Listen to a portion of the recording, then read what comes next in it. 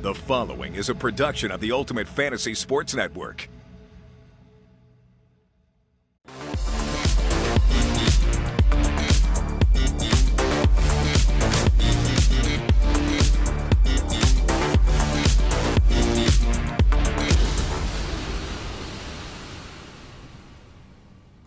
Well, here we are, another episode of UFHL Now, episode Doug Waite, number 39 for all those big Oiler fans and a few other teams, like maybe Carolina when they beat the Oilers one year. But Larry Fisher is our UFHL insider, and he joins me as usual. And man, Larry, you are the Oprah Winfrey of breaking news, because every show you're handing out breaking news like it's candy, and you've got another big announcement when it comes to UFFS and the UFHL. Yeah, we've got a couple big announcements this week, Dean. The breaking news just keeps coming. Business is booming in the hockey world for UFFS. And we can start with the big news that came out this week, Dean, is partnering with PHPA, the Professional Hockey Players Association. Dean, this is a big partnership for UFFS. There are over 9,000 players past and present that are part of the Professional Hockey Players Association. They represent all the players in the AHL and ECHL, as well as all the alumni, including retired players. And as you can imagine, Dean, that includes a large percentage, actually 82% of all players in the NHL are on the season opening rosters in the NHL this season. So what this does, Dean, is it just opens the door for these players to join the platform at any time going forward. And basically, it's just a connection to the players through the PHPA to let them know what UFFS is all about, and show them how they can become a digital athlete and help them with the onboarding process. And Dean, there's been a huge warm reception from the players. The newsletter went out earlier this week, Dean, from the PHPA, informing the players of the partnership and the opportunity to become digital athlete NFTs. And I know George Batchel, who's been heading up this partnership as well as the NFT department. He can't even look away from his email. That's how quick the emails are coming in from the players. He's getting more than one an hour. So it's been a great response with players reaching out and expressing interest and wanting to be involved with UFFS.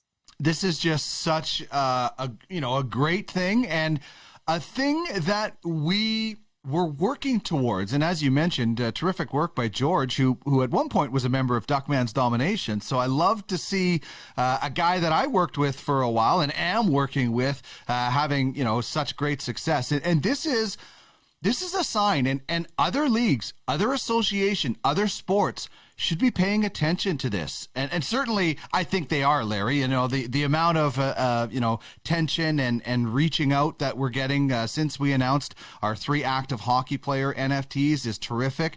And this is an opportunity for all athletes to get on board. And we talked last week with some of the breaking news about the Conacher family coming in, and Ryan Smeltzer, their GM. And he's being an active person in our Telegram, and also an active person when it comes to his teammates. He was chatting with us on Telegram from the bus the other day when this came out, and the chatter among that bus must have been, to be a fly on the wall, that would have been pretty cool.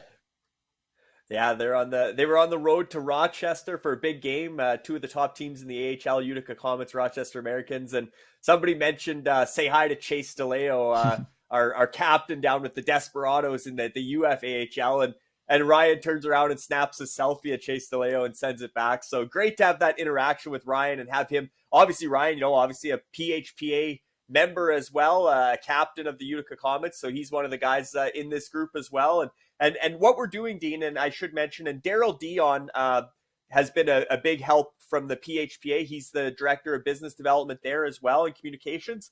And he's helping us along with George and the tech team to set up a sign-up portal for the players to join as digital athlete NFTs and to really streamline that process. So in the weeks to come, they'll be able to use the sign-up portal right on the PHPA site or on the UFFS site and join the platform as a digital athlete NFT. So that's very interesting. And again, just expecting a positive uptake in the months to come now that there's so much interest with PHPA helping endorse UFFS and really put the platform out there for their players to join. Yeah, we certainly want to make this, as easy as possible for these athletes to get on board. and, get into the NFT world with UFFS. That is outstanding. Really looking forward to, be able to work with the players on a partnership and allow them to take advantage of their careers a little bit more. So that's one big breaking news, and we're really excited. And by the way, there'll be an article that Larry is putting together, a press release that'll be coming out after this show airs. So make sure you check out the news section at UFFsports.com to read all about it. Now, tell us all about this second big breaking news that I'm really excited about. Yeah, Dean, and this was one that we weren't sure we were going to keep in the bag for next week, but then we looked at the calendar and realized, we're only a month away, and I'll disclaimer this, Dean, apologies to Mooch, because I told him there'd be no more franchise auctions until golf in March. Well, we're doing more franchise auctions in January, Dean. We've announced the launch of the Ultimate Fantasy International Hockey, UFIH, and we're going to launch it for the Olympics in February. As well as part of that, Dean, we're launching women's hockey. So we're doing both the men's tournament and the women's tournament. Franchise auction just a month away now on January 8th and 9th. We'll be selling 10 women's franchises on January 8th and 12 men's franchises on January 9th.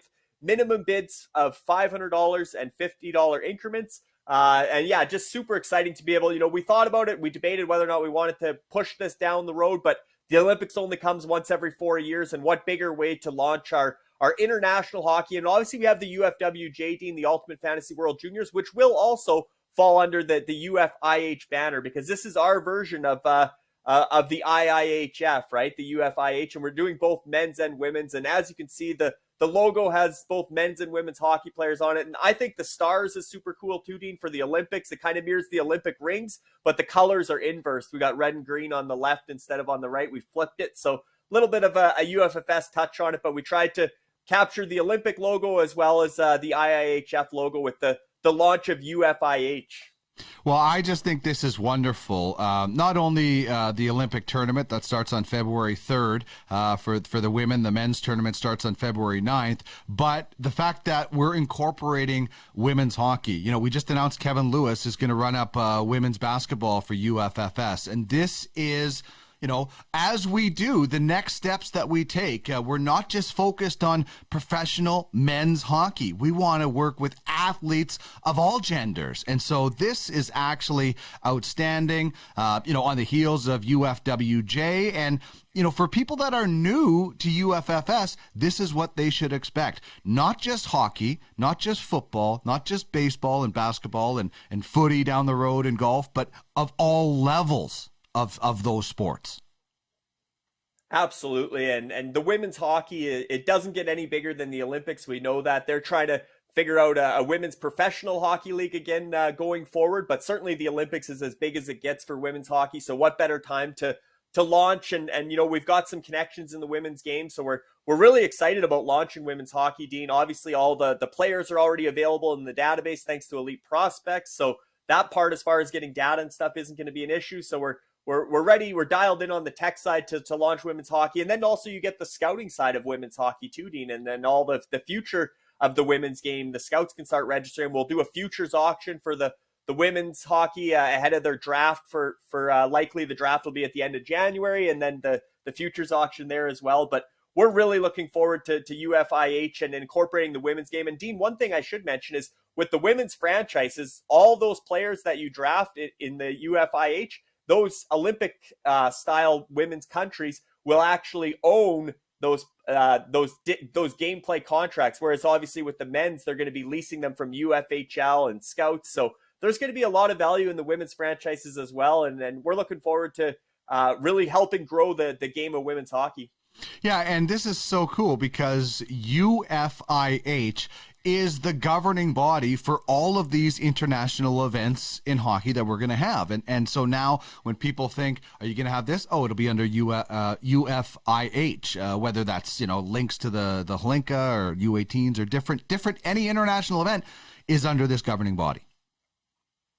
That's the plan, Dean. And we do plan on doing under 18 for the men's. And as we go, again, Olympics only comes once every 4 years. We didn't want to wait another 4 years, but they do have the annual World Championships, which is very big in women's hockey. That Canada-US rivalry is is massive. Some other countries are coming on. And again, the cool thing here is you're drafting players from every country. So you're going to have some women from Canada, some women from the U.S., or maybe you don't. Maybe you don't want any. Maybe you have that rivalry going. You don't want to cross over, but you can have, a Russian goaltender and a Swedish defender and, some Canadian forwards. So it's very cool how that's going to play out, much like UFWJ, and just keeping the international hockey theme going. We thought we can't pass up the opportunity to take advantage of the Olympics this year, especially because the UFHL, the Ultimate Fantasy Hockey League, takes that Olympic break as well. So we'd have no gameplay for a few weeks there. And we thought, well, we're going to have downtime anyway. We may as well make the most of it and get UFIH going in time for this year's Olympics. Yeah, hopefully there's no UFHL trade freeze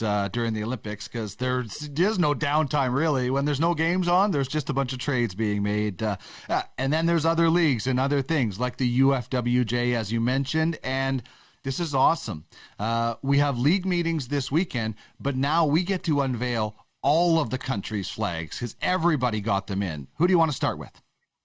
Yeah, we got the final four countries or final four franchises and flags to reveal today, Dean. So very exciting. We can start with Monstopia.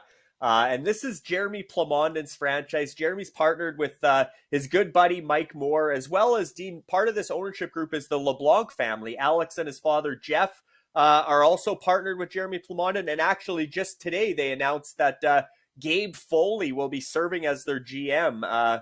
He's been the assistant GM and affiliated scout for the Snipers in the UFHL, which is the LeBlanc family's franchise. So they're bringing him into the fold with Monstopia to be the GM there, and he'll be drafting for them in the UFWJ. But the cool thing here, Dean, as you see the flag, people are probably going, Monstopia, what's with that monster? Well, Jeremy Plamondon has the Turf Monsters in the UFAFL, the football league. And there might be some more monsters coming for UFLB, Dean, in the baseball league as well. But keeping that monster theme going, and where does that come from? Well, Jeremy's last name is Plamondon. When he got on Telegram, he kind of wanted to go with a nickname, so he went with the Plamonster. And it's just kind of taken off from there and got a life of its own with the branding.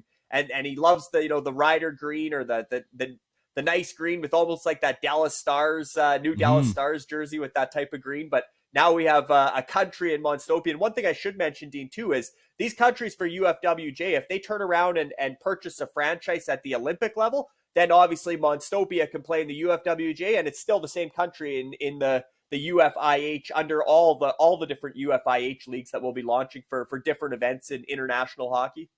Oh, that's awesome. That means you can, build your country brand and be the most dominant country in international fantasy hockey ever. That is absolutely outstanding. And another flag that is a little bit different as far as the the rigid lines. It's got some curves to it, and almost the opposite of the Anarchia flag that is kind of going up, that we'll show you in just a second. But I really like that, and it's got and I like the background stories too as well. This next one I'm really a fan of, just simply for the simplicity, Larry. Yeah, Scoreway. And I mean, it's kind of a hockey name too, right? You got Norway and all the different countries, but why not go Scoreway?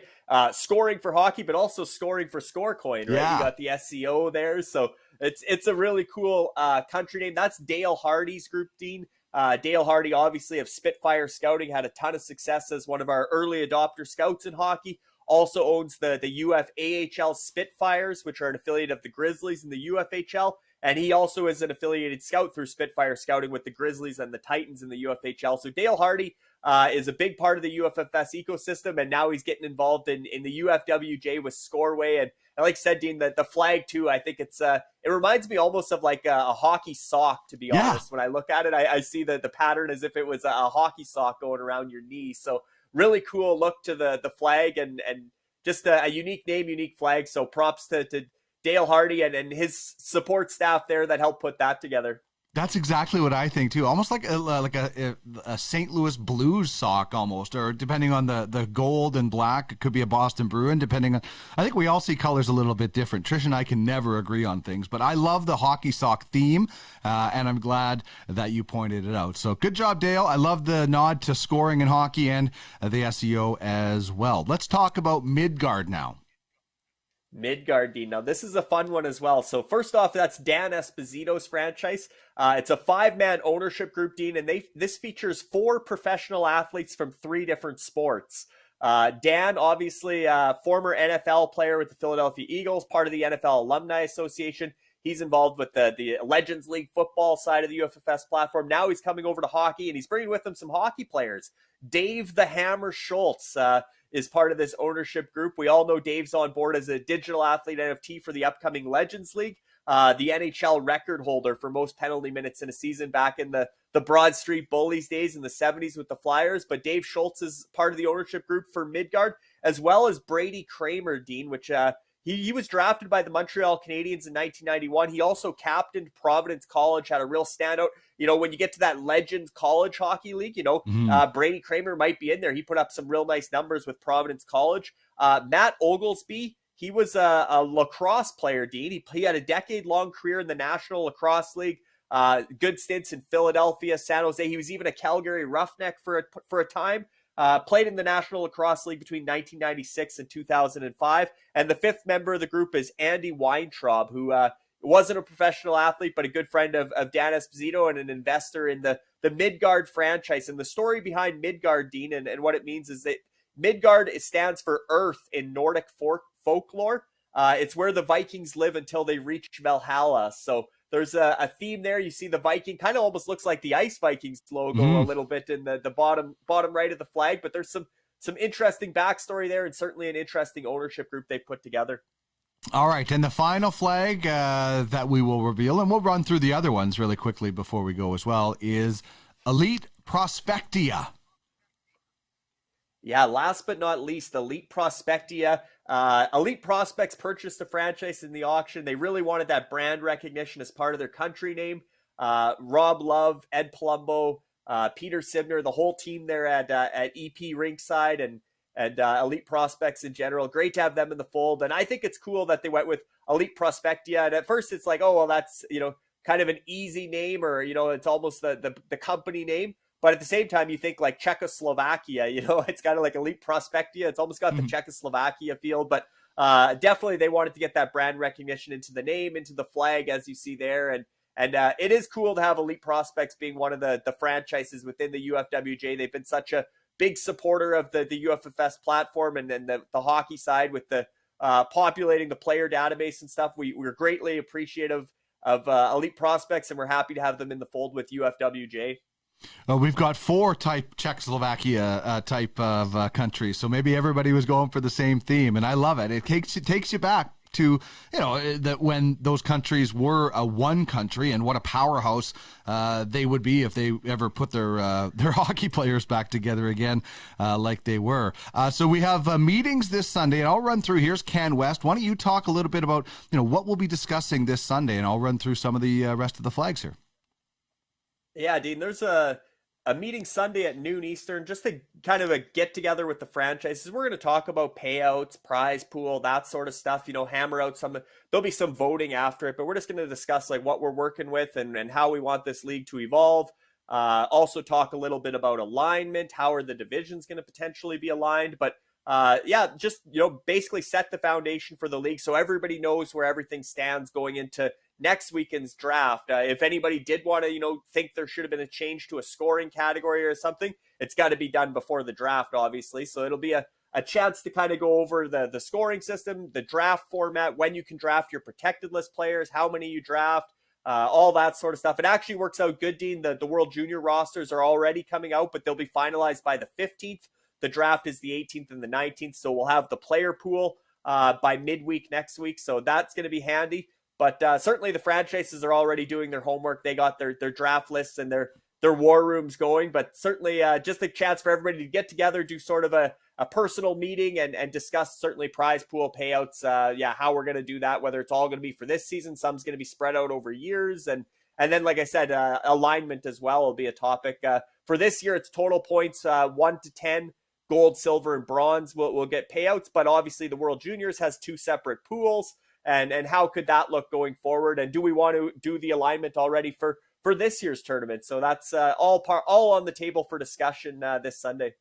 Looking forward to it, and just gets me more excited about the tournament. Okay, from Ultimate Fantasy World Juniors back to the UFHL Now, and what some some rumblings going on with Nikita Kucherov. I know George Batchel had put him on the block.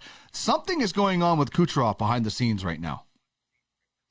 There is, Dean, and it's kind of leaked out a little bit, right? This happens in the NHL all the time. I guarantee you that, there's trades already in place for after the Olympics at the trade deadline. They've said, okay, yeah, if he's still hot come the trade deadline, we're going to give you this, and those deals are pre-negotiated.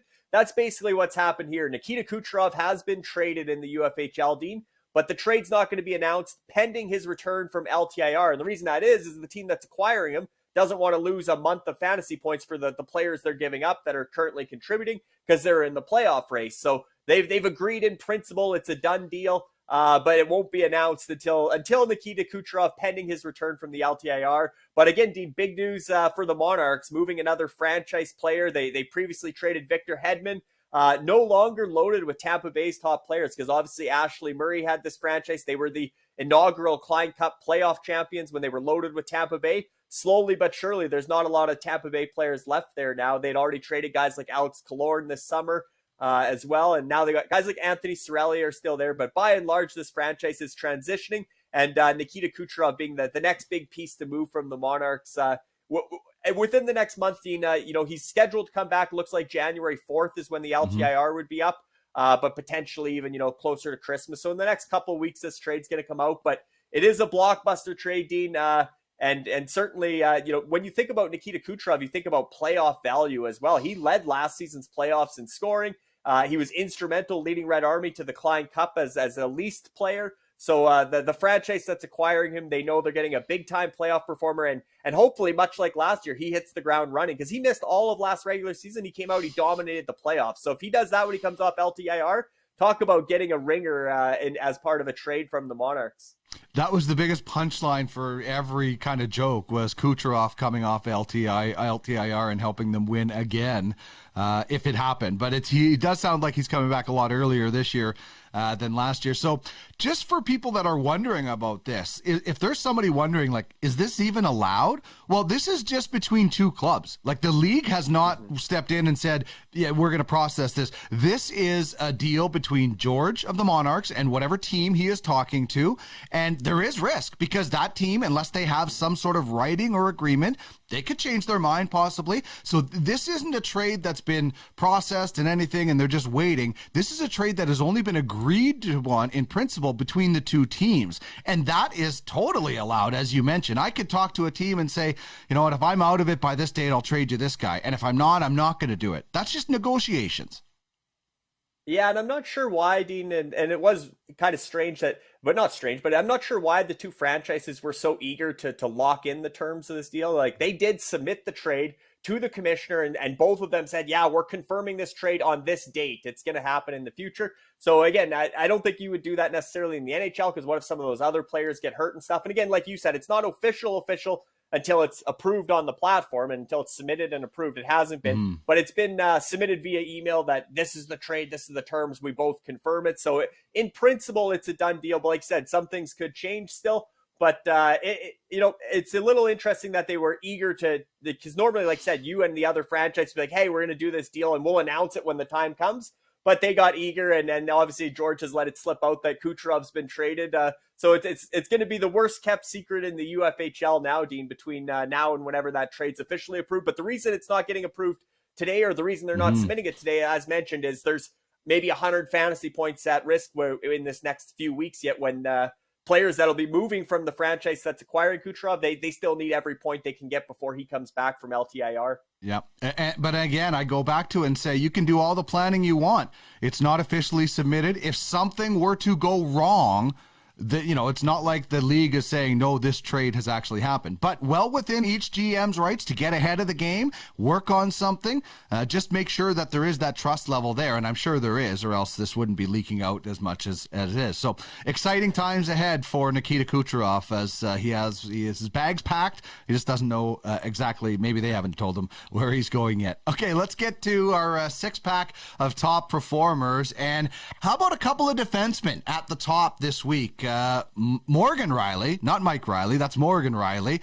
8 helpers, 16 shots on goal. He didn't have a goal, but he fired 16 shots at net. He also quarterbacks that power play, so he's getting the power play points, and 9 blocks. And so that is why Morgan Riley ended up in the number 1 spot this week. And then another defenseman was right there with them. So the Titans, we're going to talk about what they have done in the last little while. And we have been talking about those guys for a while. So Morgan Riley of the Titans, one of the big reasons you're going to hear about the Titans a little bit later, but 30.18 points, 7.5 points per game for Morgan Riley this week. And then Jacob Trouba, the other defenseman, as I mentioned, Larry, in the news for a few things, just crushing guys left, right, and center, and also racking up some penalty minutes with some hits, and a lot of those hits, throwing in some offense. And I'll tell you, Kamikaze have a guy in Jacob Trouba. When we were doing the Pipeline Show, Guy Flaming, he was adamant that Jacob Trouba would be a more offensive defenseman than he has been. And I think he's still, holding on to that. And maybe we're seeing Jacob Trouba become a more well-rounded defenseman than just maybe a physical guy that we saw in Winnipeg. Yeah, and I think the thing when you're with the Rangers, you got guys like Adam Fox and now Nils Lundqvist coming up, and they got so much offense on their blue line that he's had to become that hard-nosed defender there, and he's sort of settling into that role, Dean. But back-to-back Gordie Howe hat-tricks. 2 nights in a row, Gordie Howe hat-trick. Goal, assist, a fight, 2 nights in a row. Crushes Jujhar Khaira, crushes Nathan McKinnon. Hopefully speedy recovery for Jujhar Khaira. That was a scary incident, the way he went out on the hit, but 2 clean checks, no penalty for either hit, and then has to fight obviously afterwards. But yeah, I can't remember the last time a hockey player has had 2 Gordie Howe hat-tricks in back-to-back games, let alone back-to-back nights. So huge week for Jacob Trouba, and speaks to Morgan Riley that he managed to put up even more fantasy points and really leading the Toronto Maple Leafs and the Titans up the standings. Yeah, and it proves that you don't have to score goals all the time. I mean, Morgan Riley had 0 goals and is the number 1 point producer in the last 7 days. And you talk about Trouba in New York. How about the Wahlstrom in the other New York on the island? Oliver Wahlstrom. I was a big fan of him in his draft year. It's taken him a while, but you've been talking to me about this guy for the last couple of weeks. You've noticed he's on an uptick, and he had a great week and threw in a fight even. Yeah, the Islanders are struggling, Dean. The goaltending hasn't been great, and they might be in the Shane Wright sweepstakes at the rate they're going. But I think that's where Oliver Wahlstrom's performance is maybe getting a bit overshadowed or not talked about as much as it should be. But he's certainly heating up there, and he's starting to show why he was drafted as high as he was. He is a sniper. He can play that game, but he's really, you can't just be a sniper on Barry Trotz's team. Patrick Laine or somebody like that would have a hard time fitting in there. And that's sort of the mold that Oliver Wahlstrom is in. And Barry Trotz has had to, make him his type of player and get him to play a 2-way game. And now that offense is coming. But Wahlstrom, such a high prospect in his draft year, struggled a bit in the transition to college, then went to the AHL and heated up, and then took a while to get going in the NHL. And now I think we're seeing Oliver Wahlstrom become the type of player that the Generals were hoping they were getting when they acquired him last season. All right, the other side of that, Sebastian Aho of Rock Republic. By the way, congratulations to Rock Republic, celebrating Marc-Andre Fleury's 500th win. I asked it on, I think, Twitter last night. Who's the next goalie to get to 500? I mean, there's only 3 guys with 500-plus wins. It could be a long, long time, because I think Jonathan Quick is the closest guy that is still playing. But Sebastian Aho got it done. 3 goals, 4 assists, one of them a game winner, and a power play point for Rock Republic. Dynasty, loving the Steve Stamkos production. 7 points, 11 shots, 4 blocks from their captain. And the Breadman, he's producing as well. 3 goals, 5 assists, 12 shots on goal, and a bunch of power play points for the Outlaws. Who on this sheet stands out for you, Larry? All 3 are impact franchise type players, obviously. And Sebastian Aho getting that overtime winner against Calgary last night, that's fresh in my mind. And Artemi Panarin getting back to offense. Last week he was on this list on the 6-pack thanks to his penalty minutes for throwing a glove at Brad Marchand. This time he's putting pucks in the net again. Okay, so top 5 goal leaders we're looking at right now, and you might be saying to yourself, a couple of these guys, like that old Sesame Street game, just might not belong, but they're proving that they do, and that's Chris Kreider and Andrew Mangiapane. The guy who is not on this list is Austin Matthews. He also has 17 goals, but Leon Draisaitl. We all talk about him taking a run at 50 and 50 possibly. Alex Ovechkin trying to take a run at Wayne Gretzky and his record. Kyle Connor, just a revelation the last few years for the Jets. And then those two guys at the bottom. But a pretty good race with only 5 goals separating 1 from 5. It is. And like I said, Austin Matthews is right there, tied for third as well. Everybody expects Draisaitl, Ovechkin, Matthews. And like I said, Kyle Connor's become such a consistent scorer that you almost expect him to be on this list. Chris Kreider earning his big contract.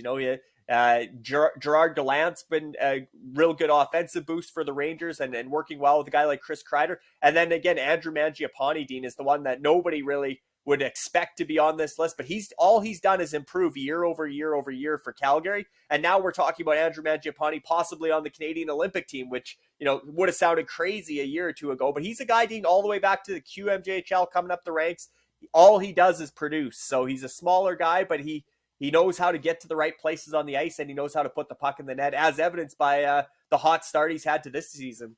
I would expect Cherise Schultz of the Crypto Knights to say, we knew this all along. We were just waiting to get the credit for, putting this guy in the position to succeed. So congratulations, though. It's awesome. And, I love that we see different names, and, I don't have a problem with the superstars lighting it up all the time, but I love seeing different guys jump in there every once in a while. And you know what else I love? Movement in the top 10. And man, did we have movement in the top 10. Like, for a long time, you were saying this, we were all saying it was a 2-horse race, but then you're saying this could turn into a 3-horse race with the Titans. And that was even before they got into the top 3. Now they're in the top spot. We showed a little bit earlier, what Morgan Riley did, but how have the Titans risen so fast? Well, they got guys like Cale Makar, David Pasternak, guys that got off to a slower start that are really heating up, Dean. William Nylander being another one, but that's a franchise. Obviously, Andre Vasilevsky in goal. It was built to win this year. I believe the power rankings had the Titans at number 1 in the preseason power rankings for the UFHL. So people thought the Titans were a contender. They got off to a slow start, and now a lot of their players are really picking up the pace. And you're right, Dean. The last number of weeks, it's been the Royals and Grizzlies, basically about 100-point gap above third place. And I seen the Titans coming from 7 to 6 to 5. Then they were in that real tight 4 to 7, 4 to 8 range. And then all of a sudden, you start seeing them being number 1 3 or 4 nights in a row, the nightly leaderboard. And it's like, look out, by this time next week, the Titans are going to be a 3-horse race. I thought they'd be there, Dean. I thought they'd be somewhere, in that race, but I didn't expect them to be in first place a week later. So what a week for Titans to see them coming out on the top of the top 10. Yeah, that's really incredible. And you know what, Larry? You ask and you shall receive, because there are the Titans. Number 1 in the preseason rankings. So you were right, and they were just taking their time in, moving to that top spot, as you mentioned, but it bumps the Royals and the Grizzlies down. And, and then you have, I just love the rest of the races. Rock Republic and the Stingrays, so close together. The gap between, and I would even throw West Coast in there a little bit. The Yetis and Kamikaze, Red Army, and the Gators, the new team, the Conikers, making their entrance into the top 10, just strutting in as the new guys. I absolutely love that after we announced them buying the franchise, they just book some time in the top 10. They just book a timeshare in the top 10 for a little while. And especially because the Gators and Battlehawks were going back and forth all week, Dean, alternating for 6 nights in a row. One night the Gators were in, one night the Battlehawks were in. Today was the second day in a row that the Gators were top 10. So maybe they're going to take a bit of a stranglehold on that top 10 spot. Certainly helps they got Nathan McKinnon back as their franchise player. He has hit the ground running with Colorado, scoring as much as they are. McKinnon's going to keep them hopefully in the top 10. And you look at those power rankings, Dean. The funny thing is look at that top 10. The only franchise that the Ice Vikings, who were last year's the reigning regular season champions, were ranked number 4, and Kamikaze was ranked number 18. That's the only difference. Other than that, 1 to 10 is so far the season's playing out according to the power rankings. 9 out of the top 10 from the power rankings are currently in the top 10. Ice Vikings are out, and Kamikaze are in thus far through 2 months of the season. Yeah, that's really awesome. That's why those power rankings are so awesome and important. And I'm talking to you, Arlo. Okay, let's get to the Legends Conference playoff race. And the wild card is going to be aptly named in this. Absolutely. And again, we're a long way. We're not even close to halfway through the season. We're just past the quarter mark. But you start looking at races that are developing, and this is the one to watch right now, Dean. I took notice of it after Monday night's games. At that time, there were 5 franchises separated by 23.84 fantasy points for the final berth as a wild card. And now, 3 nights later, 6 franchises are separated by 45.89 fantasy points in that Legends Conference. The Bentley Jackstein expansion franchise, they're hanging on right now. They're holding down that final wild card spot, and they might not be done, Dean. They might have some fireworks to come here in the weeks to come as well. I know Brennan Kopp, he's always busy and looking to upgrade and add some star power. And then the Mystics, Dean, you look at what they've done. Even Jonathan Taves is scoring now. He got his first goal last night, but they're getting Evgeny Malkin back soon, so you're expecting them to trend up as well. The Assassins, again, a lot of these teams are going to get guys back. Max Comtois, it's been very quiet on Nolan Patrick in Vegas, but the Assassins are a deep team. If they're healthy, they could contend. We talked about Dynasty a little bit, but their veterans are really stepping up. You got Steven Stamkos and Logan Couture. Maybe they want to be on that Canadian Olympic team. They're trying to make a case for themselves, as well as Max Pacioretty and Anders Lee with the American Olympic team. So Dynasty's got some veterans stepping up. The Brutes, Dean, you look at Sidney Crosby's back. He's been playing well. Rupe Hintz had a really slow start to the season. Rupe Hintz and Dallas have been on fire, heating up. TJ Oshie's back. They did lose Jason Spezza to that 6-game suspension, but the Brutes have been coming on strong. They've gained ground. And then Strong Island, Dean, a week ago, they were holding down this final playoff spot, or, a week and a half ago. They've been sliding. They did get Alexander Barkov back this week, but they had him benched in the night of his return, and he scored a goal in his return. So they missed out on some fantasy points there. And speaking of missing point, they're missing Braden Point as well, Strong Island. So Strong Island needs to get healthy, needs to get some depth, but they did acquire a young guy. Alex Turcotte made a blockbuster swap of prospects this week. So Terry and Rich are still trying to put the pieces together for Strong Island, whether they're going for it this year or building for the future. But as of now, they're still in the mix with these other 5 franchises battling for that final wildcard spot in the Legends Conference. Well, still a ways to go, but let's hope it stays that close right to the end, and teams are really, fighting for it and trying to go for it and trying to get into the playoffs, because the playoff draft can really make a big difference. You can get in, even though you might be a later team, you can get some top-notch players from other teams, the franchises that you would be leasing from. All right, let's wrap up with a quick chat about some player awards. You were kind of looking at, how the Player of the Week awards have been handed out and what teams are benefiting the most. Yeah, Dean. So we've actually handed out 32 player awards to date. That's 8 weekly awards and 2 monthly awards. So the way it works, Dean, 20 of 32 franchises have now won awards, which is pretty impressive. 9 franchises have won more than 1 award. The Grizzlies lead the way with 4 awards. Leon Draisaitl being a big part of that. The Yetis have 3 awards, and then there's 7 franchises that have won 2 awards. Only 12 franchises have yet to win a Player of the Week or Player of the Month, Rookie of the Month awards. So the parity within the player awards I thought was kind of cool, especially now we're at 32 player awards, 32 franchises, and 20 out of 32 have already won awards through 8 weeks or 2 months. So there hasn't been a lot of repeat winners. Every week there seems to, even this week, Dean, there was 2 new ones. The Mystics and the Generals, both Thatcher Demko was the goalie of the week and Victor Hedman was the defenseman of the week. So they both got on the board, and the Royals just got their second player of the week in Jonathan Huberdeau. So it's been pretty spread out so far through 32 player awards over 32 franchises. I look at this list and, I see teams like Duckman's Domination on the list of not winning awards, and the North Stars and, Monarchs. I see those teams. But then I look and I'm like, Kamikaze hasn't won a Player of the Week award. Some of these teams, the Assassins, as we talked about, Strong Island, Rock Republic. It's interesting. Some of these teams that are maybe they have more depth instead of the top end talent or something. But it also comes to luck of the draw and depending on the week, and you never know when two defensemen are going to get red hot and lead the week like we saw it. So it changes quite a bit in the NHL and the UFHL.